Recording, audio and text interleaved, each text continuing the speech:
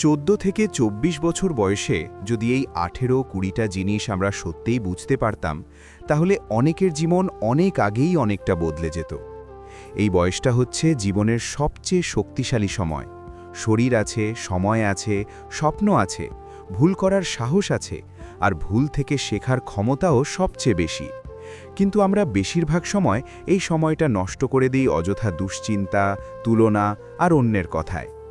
আজ আমি সেই সব কথা খুব সহজ ও সৎভাবে লিখছি, যেগুলো আমি নিজে 30+ বয়সে এসে বুঝেছি আর ভাবি, আহারে, যদি 18 বছর বয়সেই এটা জানতাম। 1. তুমি যা এখন সেটাই চিরকাল থাকবে না। এই বয়সে আমরা মনে করি, আমি তো এমনই, আমার থেকে কিছু হবে না। ভুল। 18 থেকে 25-এর মধ্যে মানুষের মস্তিষ্ক, চরিত্র, চিন্তাভাবনা সবচেয়ে বেশি বদলায়। যে আজ লাজুক, সে 5 বছর পর কনফিডেন্ট হতে পারে। যে আজ অলস, সে পরিশ্রমী হয়ে উঠতে পারে। তুমি এখনও ফাইনাল ভার্জন নও, তুমি এখনও ড্রাফট।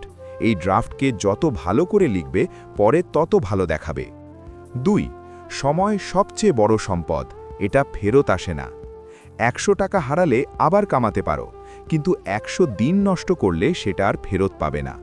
প্রতিদিন 2-3 ঘন্টা যদি শুধু মোবাইল স্ক্রোল করে নষ্ট করো, 10 বছরে কত হাজার ঘন্টা হারাবে। এই সময় দিয়ে তুমি 2টো ভাষা শিখতে পারতে, একটা দক্ষতা আয়ত্ত করতে পারতে, শরীর ফিট রাখতে পারতে। নিয়ম: প্রতিদিন সকালে উঠে প্রথম 1 ঘন্টা মোবাইল ছোঁয়া যাবে না। 3. তুলনা করা জীবনের সবচেয়ে বড় বিষ। ইনস্টাগ্রামে সবাই শুধু হাইলাইট দেখাচ্ছে, তুমি দেখছো পুরো জীবন। ওর গাড়ি আছে, ওর প্রেমিকা আছে, ও চাকরি পেয়েছে, এসব দেখে নিজেকে ছোট মনে করা বন্ধ করো।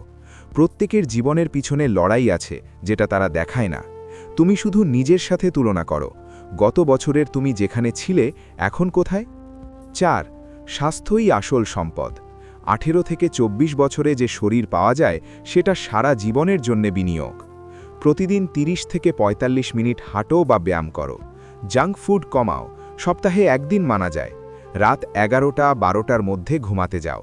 এই ছোট অভ্যাসগুলো 40 বছর বয়সে তোমাকে রাজার মতো অনুভূতি দেবে।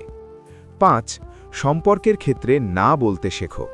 যে বন্ধু তোমাকে শুধু দরকারের সময় খোঁজে, তাকে আস্তে আস্তে দূরে সরিয়ে দাও। যে সম্পর্কে তোমাকে নিজের মূল্য ভুলিয়ে দেয়, সেটা ছেড়ে দেওয়াই বুদ্ধিমানের কাজ। প্রেম করতে হলে এমন কাউকে করো যে তোমাকে ভালো মানুষ হতে সাহায্য করে, নিচে টানে না। 6. টাকা খুব গুরুত্বপূর্ণ, কিন্তু সব কিছু নয়। প্রথমে টাকা উপার্জন করার দক্ষতা তৈরি করো। একটা স্কিল শেখো যেটার চাহিদা আছে, যেমন coding, digital marketing, content creation, ইংরেজি কথা বলা, গ্রাফিক ডিজাইন, ফটোগ্রাফি ইত্যাদি। 1000 টাকা মাসে শুরু করলেও 5 বছর পর সেটা 1-2 লাখ হতে পারে। আর টাকা এলে মনে রাখো, 50% খরচ, 30% সেভিংস বা ইনভেস্ট, 20% দান বা অভিজ্ঞতা।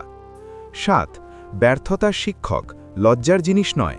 পরীক্ষায় ফেল, চাকরি হয়নি, প্রেম ভেঙেছে, ব্যবসা লস, এগুলো শেষ নয়, শুরু। প্রতিটা ব্যর্থতার পর নিজেকে প্রশ্ন করো, এখান থেকে আমি কি শিখলাম? যে লোকটা সবচেয়ে বেশি ব্যর্থ হয়েছে আর লজ্জা পায়নি, সেই সবচেয়ে বেশি সফল হয়। 8. নিজের সাথে সৎ থাকো। তুমি আসলে কি চাও? অন্যে কি চায় তুমি সেটা করতে? বাবা মা খুশি হবেন বলে ইঞ্জিনিয়ারিং পড়ছো, কিন্তু তুমি চাও ফটোগ্রাফি। সৎ হও, জীবনটা তোমার। অন্যের স্বপ্ন পূরণ করতে গিয়ে নিজের জীবন নষ্ট করো না। 9. ছোট ছোট অভ্যাসই জীবন বদলায়। বড় বড় স্বপ্ন দেখে ঠিক আছে, কিন্তু বদল আসে ছোট অভ্যাসে। উদাহরণ: প্রতিদিন 20 পেজ বই পড়া, প্রতিদিন 10টা নতুন ইংরেজি শব্দ শেখা, প্রতিদিন 10 মিনিট মেডিটেশন করা, প্রতিদিন একটা কাজ লিখে রাখা। এগুলো 1 বছরে তোমাকে অপরিচিত মানুষ বানিয়ে দেবে। 10. তুমি যাদের সাথে থাকো, তুমি তাদের মতোই হয়ে যাও। তোমার 5 জন ক্লোজ বন্ধু যদি সবাই অলস, গালি দেয়, নেগেটিভ কথা বলে, তুমিও ধীরে ধীরে সেরকম হয়ে যাবে। যাদের সাথে থাকলে তুমি বড় হওয়ার ইচ্ছা জাগে, তাদের কাছাকাছি থাকো। শেষ কথা: 14 থেকে 24 বছর বয়সটা হচ্ছে জীবনের কম্পাউন্ডিংয়ের সময়। যেমন টাকা ব্যাংকে রাখলে সুদের ওপর সুদ হয়, ঠিক তেমনি এই বয়সে যে অভ্যাস, যে দক্ষতা, যে চিন্তাভাবনা তৈরি করবে, সেটা 30, 40, 50 বছর পর্যন্ত কম্পাউন্ড হতে থাকবে। তাই আজ থেকেই শুরু করো, একটু একটু করে, ধীরে ধীরে, কিন্তু নিয়মিত।